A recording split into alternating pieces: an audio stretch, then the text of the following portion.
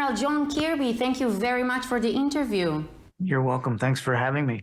So after the Security Council decision this week and the fact that the U.S. refrained from vetoing it, it creates a change in the American position. How do you explain the change? There's no change. That's the way to explain it. Absolutely no change to our policy whatsoever.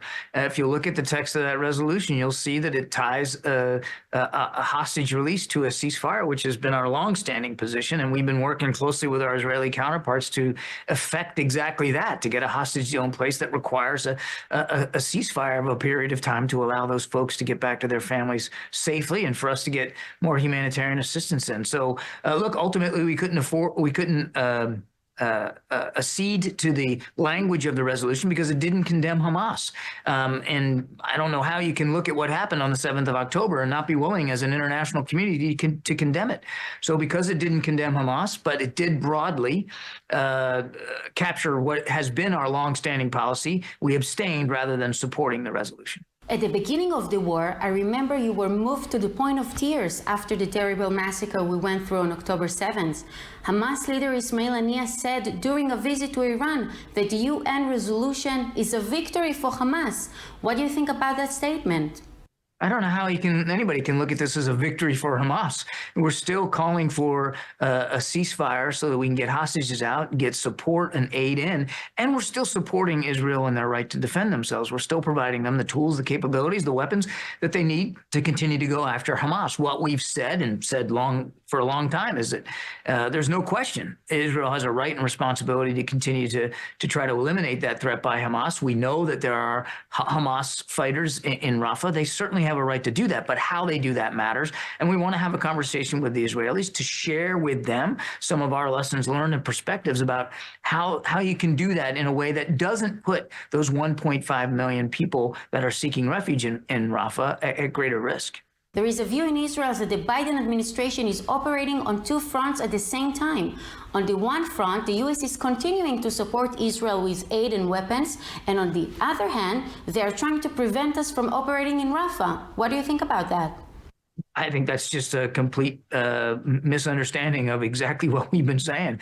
What we've said is we can't support a major ground operation in Rafah that's going to put 1.5 million people who are there because of operations that have been conducted in the north in previous weeks and months at greater risk. We're not saying you can't go after Hamas. We're not even saying that you can't operate in Rafah to go after Hamas. What we're saying is there's other alternatives, there's other options, there's other ways to do it other than a major ground operation right now. And we are eager to have that conversation with our Israeli counterparts to share with them some of our own perspectives about urban warfare and what we've learned over the last 20 some odd years.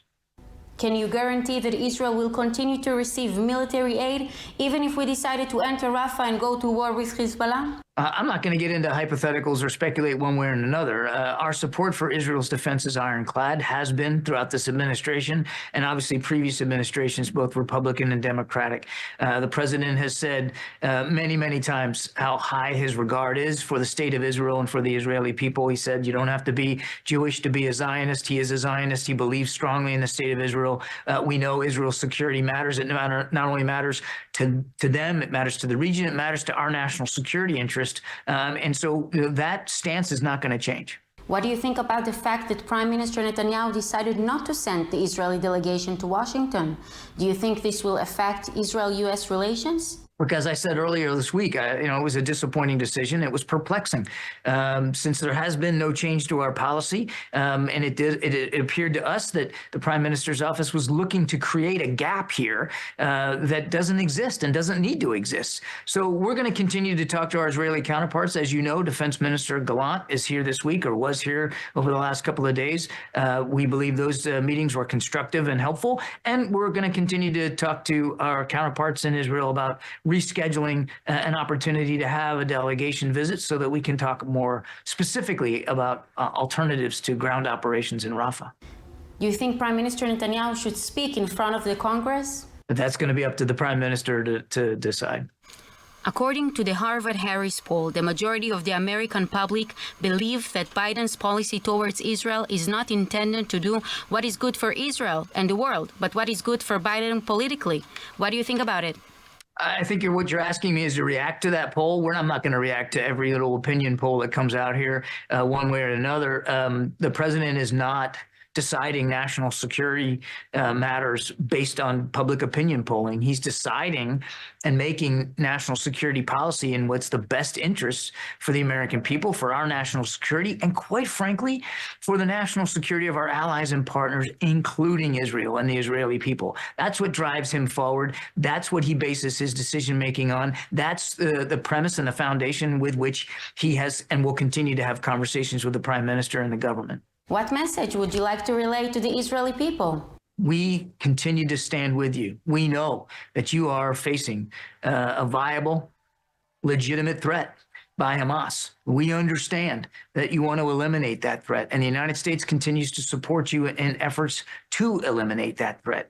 And as we've said many times before, it's how you conduct operations that matter almost as much, in fact, in some cases, as much as what operations you're conducting. And we want to share our operational lessons learned and some of our perspectives with your military counterparts in terms of the threat that you still face from Hamas in Rafah. We understand they're there.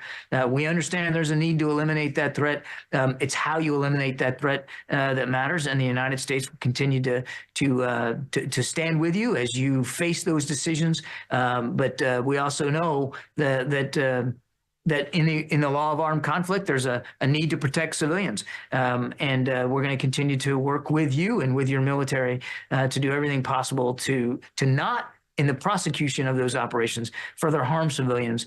We also want to see more aid get in, more humanitarian assistance. We know that that matters to a lot of Israeli people as well, and that some of this is very much related to Israel's standing in the world, and we know how important that is as well. Admiral John קירבי, thank you so much for this interview. Much appreciated. Take care. You're welcome. Thanks for having